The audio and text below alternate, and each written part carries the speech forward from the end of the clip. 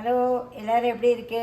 நான் இப்போ பாதிக்காய் பிட்லை பாவக்காம்பா அது பிட்டில் பண்ண போகிறேன். நான் எல்லாம் ரெடி பண்ணி வச்சுருக்கேன்.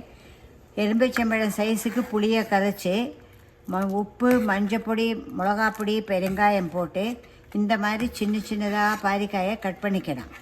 இந்த மாதிரி கட் பண்ண. நான் தக்காளி எதுக்கு போட்டிருக்கேன்னா புளிப்பை கம்மி பண்ணிவிட்டு தக்காளியை போட்டிருக்கேன். இப்போ இது நல்லா தழை வருது. நல்லா தழை வந்ததுக்கப்புறம் இது அரைச்சி விட்டும் பண்ணலாம். இந்த பாரிக்காய் வீட்டிலையே தேங்காய் இல்லாத போது இந்த மாதிரி பண்ணிக்கலாம். அதனால் வேவிச்ச பருப்பு இது வேக வச்சாச்சு. இந்த புளிவெள்ளம் நல்லா தலைக்கிறது. இந்த வேவிச்ச பருப்பு, தேங்காய் வறுத்து வச்சுக்க, கடுகு, உளுத்தம்பருப்பு, மிளகா வத்தல், பெருங்காயம் எல்லாம் போட்டு தேங்காயை வறுத்து வச்சுருக்கேன். இப்போ இது வறுத்ததில் இது புளிவெள்ளம் நல்லா தலைக்கிறது. இந்த பருப்பை தலையில் கொட்டுறது.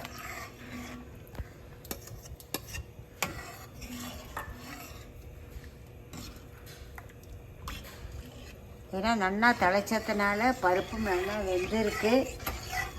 வெந்திருக்கிறதுனால உங்களுக்கு ஒரு தலை தலைச்சா போதும். இது ரொம்ப டேஸ்ட்டாக இருக்கும். இது ஈஸி மெத்தடு.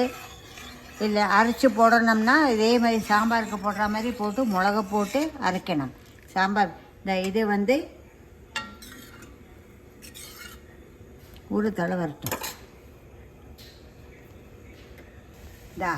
பருப்பை கொட்டி நல்லா தலை வருது. இந்த தலை வந்த சமயத்தில் இதில் கடுகு, உளுத்தம்பருப்பு, மிளகாவத்தல், கருவேப்பிலை, தேங்காய் சிம்மில் வச்சு பொன்னிறமாக வறுக்கணும்.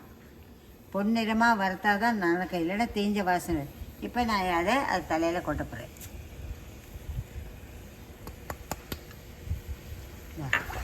பாரிக்காய் பிட்லா ரெடி. பொடி போட்டு பண்ணியிருக்கேன். நீங்களும் பண்ணி பாருங்கோ, ரொம்ப டேஸ்ட்டாக இருக்கும். சில பேர் இதில் வெல்லம் போடுவா. நான் வெல்லம் போடலை. ஏன்னா இது ஆற்றுல காய்ச்ச பாரிக்காய், கசப்பே கிடையாது. அதனால் வெல்லம் போட வேண்டிய அவசியம் இல்லை.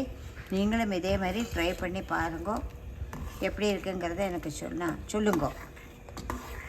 பாய். பாய். பாய் மாம்.